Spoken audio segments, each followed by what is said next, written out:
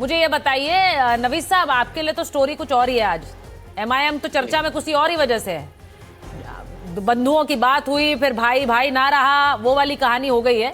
मैं उस पर आ नहीं रही अभी, क्योंकि ओवैसी साहब थोड़े दिन हमें बताया गया कि ओवैसी साहब खुद एक प्रेस कॉन्फ्रेंस करेंगे, तब तक प्रवक्ताओं को भी नहीं पता है उस पर बोलना क्या है। क्या मैं सही कह रही हूँ कि पता नहीं है क्या बोलना है क्या नहीं बोलना है? क्योंकि इतनी बड़ी खबर बंगाल चुनाव की थी कि दो भाई साथ आ गए, हाथ पकड़कर रैलियां कर रहे थे, और अब एकदम से दरार आ गई।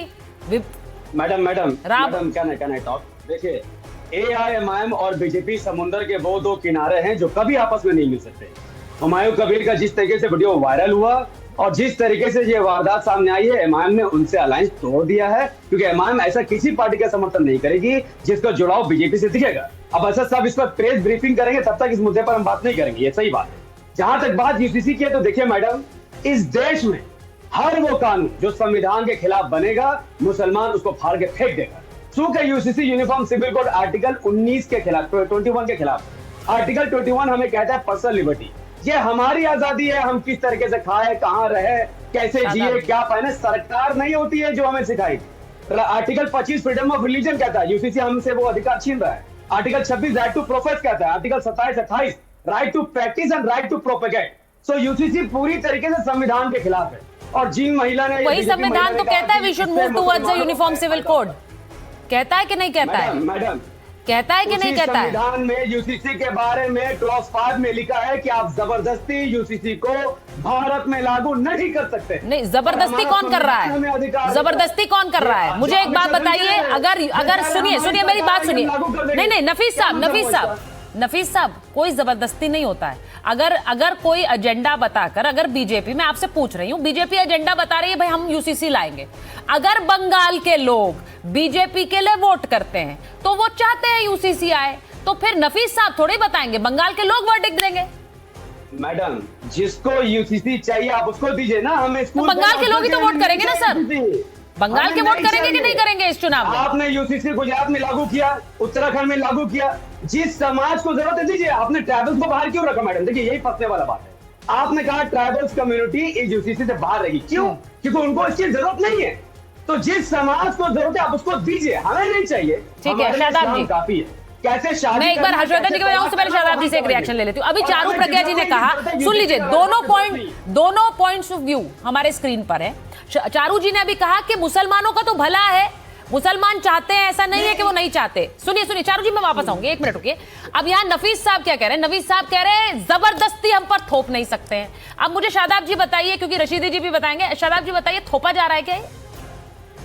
देखिए सुचारिता, सबसे पहले तो देवभूमि उत्तराखंड से युवा मुख्यमंत्री पुष्कर सिंह धामी जी द्वारा यूसीसी को उत्तराखंड में लागू किया गया। 1 साल हो गया है, कोई विरोध नहीं हुआ। यहाँ किसी के पर्सनल लॉज के साथ कोई छेड़छाड़ नहीं की जा रही है। सब निकाह वैसे ही करेंगे जैसे निकाह होता है, शादी वैसी ही होगी जैसे होता है। सब अपने अपने कस्टम्स को मानेंगे। 3 चीजों में बदलाव किया। 3 तलाक एक साथ नहीं दिया जा सकता, जिसके पहले भी कुरान भी तलाक बिदअत कहता है। दूसरा, हलाला जैसी कुप्रथा के ऊपर पूरी तरह से बैन होगा। तीसरा, जो तलाक होगा या निकाह होगा उसको रजिस्टर्ड कराना पड़ेगा। और यूसीसी दुनिया में जितने विकसित देश हैं सबको विकसित बनाने में जब बन जाते हैं तो यूसीसी एक जैसा कानून सबके लिए लागू होता है। क्या अमेरिका में मुसलमान नहीं है? क्या इंग्लैंड में मुसलमान नहीं है? क्या जर्मनी में मुसलमान नहीं है?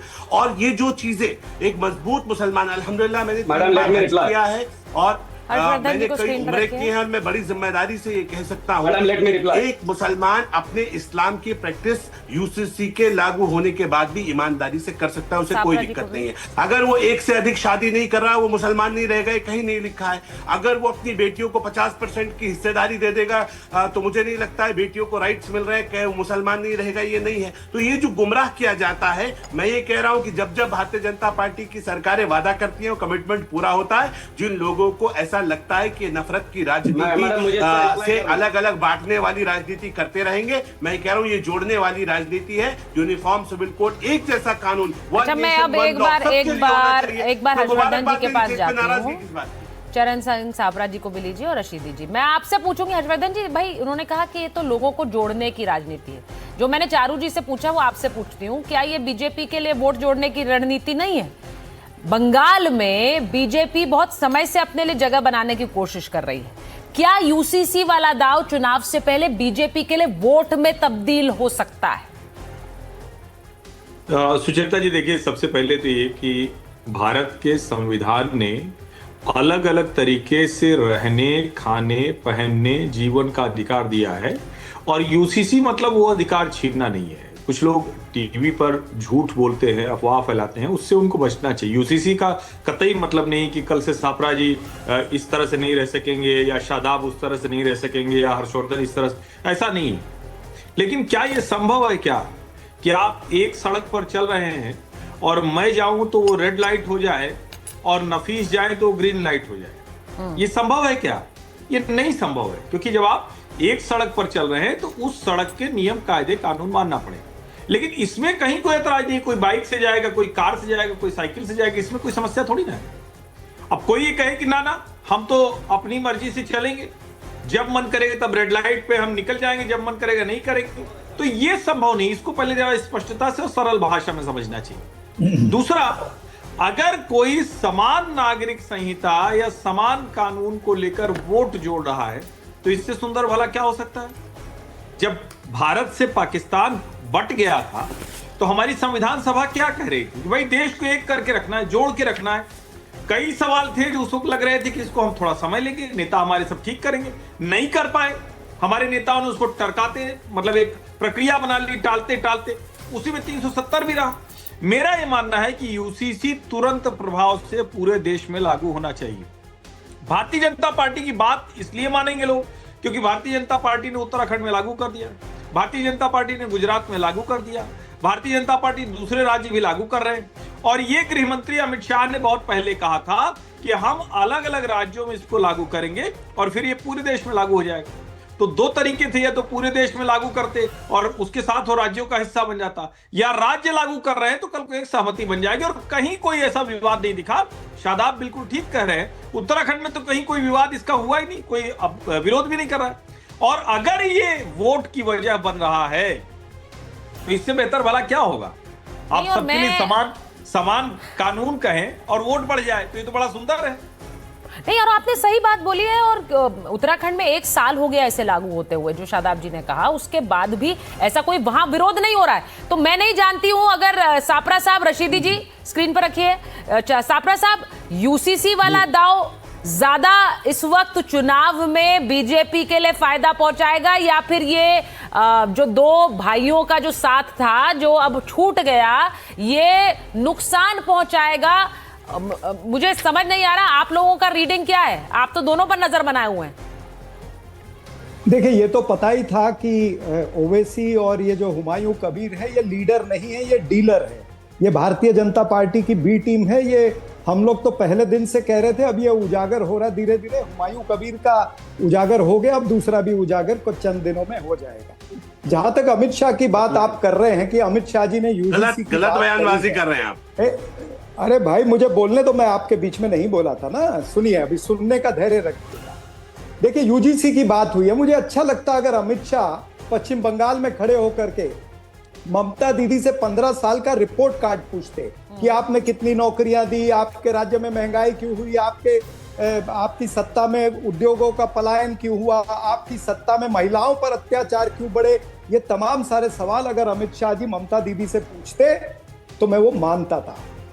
ये जो यूसीसी का सवाल पूछा है, ये तो उनकी टूल किट का हिस्सा, चुनावी टूल किट का हिस्सा, यानी भारतीय जनता पार्टी पूछा है सापरा जी, उन्होंने तो बताया है कि हम यारा ये एजेंडा है, हम लाना चाहते हैं यूसीसी बंगाल में। ये सवाल का है। उसी पे आ रहा हूँ, अब मैं उसी पे आ रहा हूँ। देखिए, ये 3D राजनीति करते हैं। अपने ढोल मत फोड़िए तुम। आप लोगों ने टीएमसी ने, आपने कुछ नहीं किया मुसलमानों के लिए। अच्छा, एक मिनट मुझे बोलने दीजिए। शादाब जी, मैं आपका सवाल इनकॉर्पोरेट कर लेती हूँ। वो कह रहे हैं कांग्रेस और टीएमसी जैसी पार्टियों ने कुछ नहीं किया मुसलमानों के लिए, अब यूसीसी के खिलाफ खड़े होकर वो वोट बटोरना चाहते हैं। बोलिए सापरा जी। अरे ये कहां से सारे मुसलमानों की वहां पर पैरोदारी करने के लिए आ गए? कौन पूछ रहा है इनको?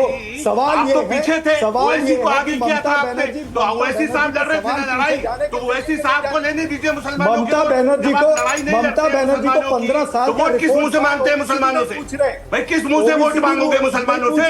लड़ाई लड़ेगा किस मुंह से दूसरा और मांगोगे? वोट आपको जिस नहीं मुंह से आप जैसे दलाल क्यों मांग दे रहे हो? आपको वोट? आप जैसे ऐसा दलाल आपने मांग क्या रहे हो? किया? अच्छा, ये आप दलाली करते पड़े हो। लड़ी है क्या पता कहीं? चल गया ना? आपने मुसलमानों की लड़ाई को लड़ा है क्या कहीं? हुमायूं कबीर का बंगाल के कैसेट आ मुसलमानों गया की कोई ना? आवाज उठाई है अब आपने? दूसरा कैसेट भी आ जाएगा। मुसलमानों शांत का दर्द को रहिए, महसूस किया शांत आपने? अच्छा, रहिए, शादाब जी। शांत रहिए, चुनाव शांत अच्छा, रहिए। जो बात आप कह रहे हैं सापरा साहब, आप ये कह रहे हैं कि दूसरा कैसेट भी आ जाएगा। अब मैं ये उम्मीद कर रही हूँ कि कांग्रेस पार्टी वो सवाल उठा रही है ममता बनर्जी के खिलाफ जो आप बीजेपी से उम्मीद कर रहे हैं। आपने अरे- कहा रिपोर्ट कार्ड मांगे, आपने कहा महिलाओं से अत्याचार के खिलाफ आवाज उठाए, तो सबसे पहले आप लोगों को उठाना चाहिए। आप तो उनके सहयोगी हैं, आप आवाज क्यों नहीं उठाते? आप पूछते भाई, हैं हमको- कि महिलाओं हमको के खिलाफ आवाज- अत्याचार की आवाज ममता बनर्जी क्यों नहीं उठाती?